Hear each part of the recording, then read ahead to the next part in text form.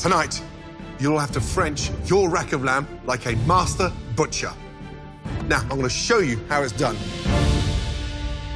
All of you, please, watch and learn.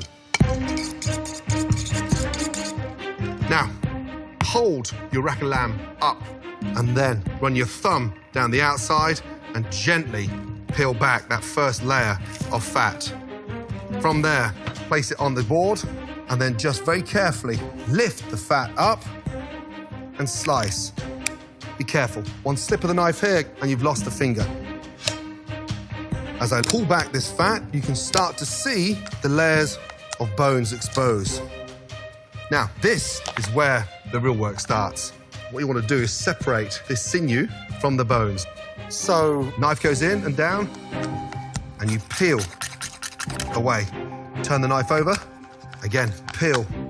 This is a labor of love. Knife goes in, twist. Get your cloth, and this little bit of sinew here, you pull over and down. See how it's coming off? Yes, chef. And then trim that lamb beautifully. Now, once those bones are cleaned, go around for the second time, straight down, both sides of the bones. And look how clean those bones are getting. It's really important to get every little scrap, because if not, the bones look dirty and unpresentable. And then finally, this dense layer of fat needs to come off. My eyes are wide as saucers. Chef Ramsay looks so smooth and precision-like. Everything is just moving like a well-oiled machine. Can we do this today? This is crazy. As you get to the very end, give the bones a final polish.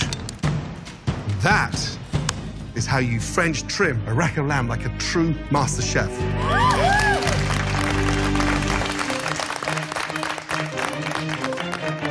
Good luck.